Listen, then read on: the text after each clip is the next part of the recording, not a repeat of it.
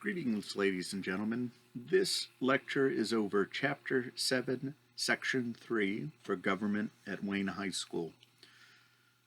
The Constitution lays out that there will be a Supreme Court and whatever inferior courts Congress deems necessary to support that Supreme Court. This discussion is going to focus on the variety of inferior courts that are laid out to assist the Supreme Court in hearing cases for the federal docket.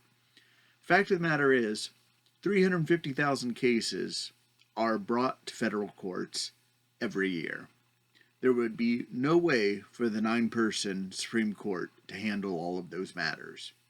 And so we are going to think of the levels of court in the United States like a pyramid. At the top of that pyramid is going to sit the Supreme Court of the United States, and it is going to hear a very restricted number of cases. At the bottom, the broadest point, are going to be district courts. District courts are those courts in the states that are developed to hear both matters criminal and civil and develop records for them. So that is to say, these are the trial courts of the federal system. And let's be sure we're clear on all of the terms associated therewith.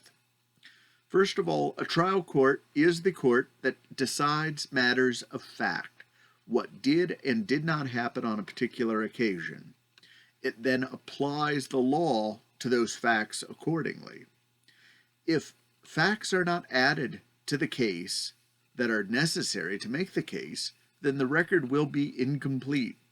There is nothing to be done by any other appellate court if a record is incomplete. So attorneys have one chance to make a record. After that, all other decisions are going to rest upon that record. The district courts are going to be set up in states in such a way that it attempts to allow the courts to have essentially equal numbers of potential litigants in each state. So, for example, in the state of Ohio, there are two actual district courts. There's the District Court for Ohio for the northern section of Ohio, and there's the Southern District Court. In a more populous state like California, there's the northern, the eastern, the southern, and the central sections of the court. And in fact, if you would like to see a map of those federal courts, you have to look for the federal court circuits and districts in your text. In your textbook, it's page 314. Online, that would be the name of the map you're looking for. So, all of those courts exist to hear trials. And as I said, both criminal and civil trials.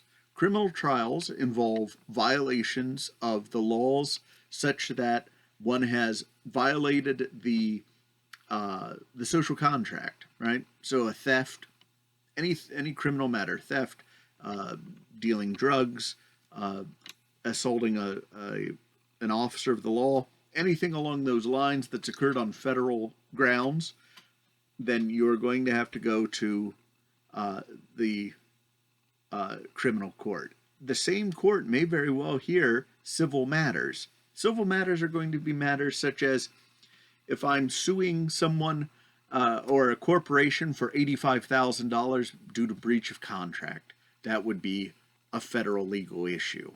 So you can see there's a variety of court cases that can go to the district court. Above the district courts, so when one is unhappy with the decision, and in any given case, it is guaranteed that one of the two parties is going to be exceedingly unhappy with the decision that is rendered. If I'm the party that is unhappy and I wish to contest the decision because somehow the lower court has misinterpreted the laws that went along with the facts that were decided, I would take it to the Court of Appeals. In the United States, there are 11 Circuit Court of Appeals. And the reason they're called Circuit Court of Appeals is because at one time, the judges who sat on those circuits actually rode horses in circuit. they didn't remain in one place to hear all the cases. They would go from place to place in order to hear the appeals in that particular area. Nowadays, the circuit courts are stationary, and we only call them circuit courts out of old habit, which, trust me, in the legal profession, much of what is done due to old habit. So, in the state of Ohio, if I am unhappy as a denizen of the Southern District of Ohio, if I'm unhappy with the decision that was made and I feel that it violated the Constitution or violated the spirit of the law, I would request an appeal, and the circuit that we live in is the Sixth Circuit. The Sixth Circuit is comprised of Michigan, Ohio, Kentucky, and Tennessee. And if you look at the map, you can see that those districts, while different in size, often are attempting to put the same number of people into the same circuit. The number of circuit judges in a particular circuit varies. When one is going to be heard before a court of appeals, generally there are 3 judges that sit on the appeal, and so they're going to make a decision. For the circuit as a whole, generally there's somewhere between 9 and 36 justices that sit in the circuit, which is to say, some of those busier circuits require many more of those panels than the smaller ones. Furthermore, one can well imagine that if one is in Hawaii, for example, flying all the way to the Ninth Circuit Court in order to be heard in Nevada or California would be disadvantageous. So having multiple locations for that circuit makes sense. In the case of Ohio, the Sixth Circuit Court of Appeals is located squarely in Cincinnati, Ohio. And should you ever require to go to such an appeal, that is where you'll be going every time. After one has gotten through one of the 11 circuit courts of appeals, and one is still displeased with the outcome, one can request a writ of cert from the Supreme Court. We know that those are going to be very, very rare. The structure of the court is set up such that the Supreme Court is not only going to hear cases from the federal bench, which is to say all of those cases where people are unhappy for the Court of Appeals, they actually are going to hear cases if people are unhappy at the state Supreme Court level, and they feel that the state Supreme Court has violated their federal constitutional rights. They're going to hear cases from the appeals from the U.S. Armed Services. They're going to hear appeals from the federal regulatory agencies. So there's an enormous number of places that the Supreme Court is going to have cases from that are beyond our district court of appeal Supreme Court triangular structure. Let's talk about a few of those other areas. There are military courts of justice known as court-martials, or I should say court-martial. If you have multiple, they are courts-martial.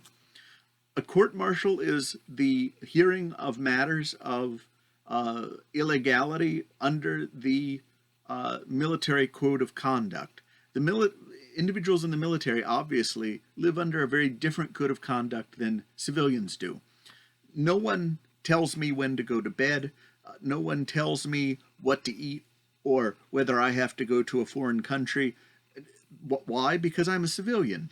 Should I join the military, suddenly the U.S. government has a great deal more control over me because I've signed that control over. Should I fail to follow the regulations in accordance, then I will sit before a court-martial.